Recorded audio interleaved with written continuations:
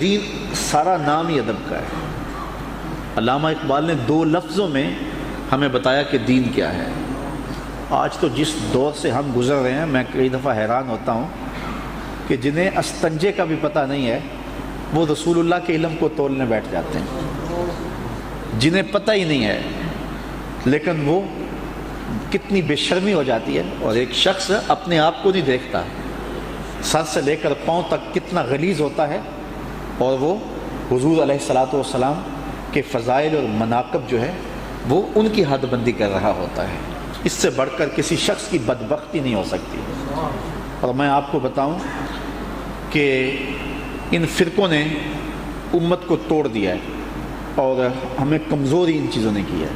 علامہ اقبال نے تجزیہ کیا کہ عہد ما ماراز ما بیگانہ کر، از جمال مصطفیٰ بیگانہ کر۔ زندگی گزاریں، لوگوں سے کاروبار بھی رکھیں، لیکن یہ بات خاص طور پہ پلے باندھ لیں کہ حضور علیہ السلام کے حوالے سے کوئی میلا لفظ بھی کہے تو فوراً اس سے دور ہو جائیں۔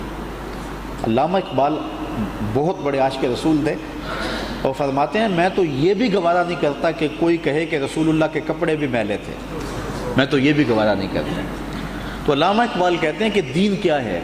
ایک تو ہے کہ 3 گھنٹے کا لیکچر ہو کہ دین کیا ہے، 2 لفظوں میں دین کی تشریح اقبال نے کی ہے۔ دین سراپا سوختن اندر طلب، انتہائش عشق آغازش ادب۔ طلب محبوب میں تڑپنے کا نام دین ہے، ادب سے شروع ہوتا ہے عشق پہ ختم ہو جاتا ہے، اور اگر یہ نہیں ہے تو پھر کچھ بھی نہیں ہے۔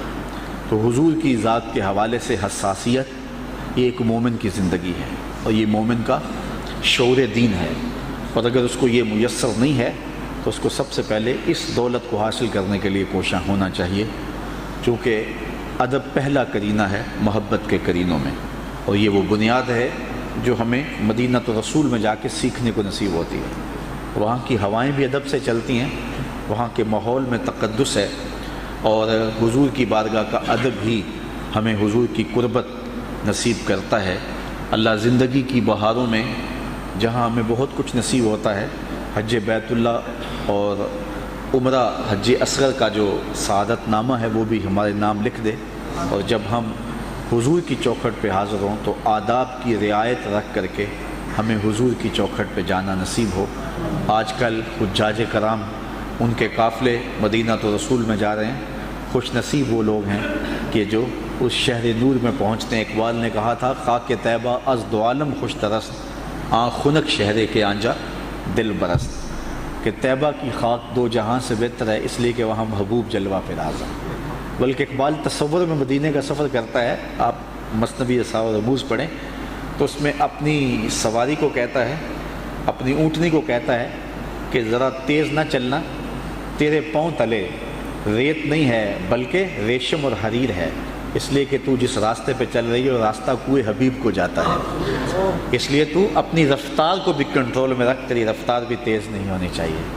تو یہ ادب کا، محبت کا اور عقیدت کا ایک سفر ہوتا ہے جو بندے کو نصیب ہوتا ہے، اور جو دن وہاں گزرتے ہیں وہ اس کیفیت میں گزرتے ہیں، اور جب واپس پلٹتا ہے تو مدینہ المنورہ کی جدائی ایک بہت بڑی قیامت ہوتی ہے۔ میں جب پہلی مرتبہ حاضر ہوا تھا تو میں واپس آ کے لوگوں سے کہا کہ 2 مرحلے میں نے بڑے مشکل دیکھے ہیں، کعبۃ اللہ پہ پہلی نظر بڑی اوکھی ہے اور گنبد خضرا پہ آخری نظر بڑی اوکھی ہے۔ جب بندہ وہاں سے رخصت ہو رہا ہوتا ہے، علامہ نے کہا تھا کہ مبارک دے رہے ہو دوستو حج و زیارت کی، میرا غم بھی تو دیکھو میں مدینہ چھوڑ آیا ہوں، اور کسی کو دیجیے حضور جو ہے وہ دعائے زندگی، میں تو موت مانگتا ہوں خاک حجاز میں، بلکہ اقبال نے کہا۔ تو یہاں تو محبتیں، یہاں تو وہاں بچھڑنا ایک احساس ہے جو دل میں پیدا ہوتا ہے کہ حضور پھر بلوائیں گے، تو وہ احساس انسان کو سہارا دے دیتا ہے، ورنہ بہت مشکل ہے۔ اللہ تعالی ہم سب کو بار بار اس دیار نور کی با ادب حاضری نصیب فرمائے، اور ہر طرح کی فکری، ذہنی، قلبی بے ادبی سے محفوظ فرمائے۔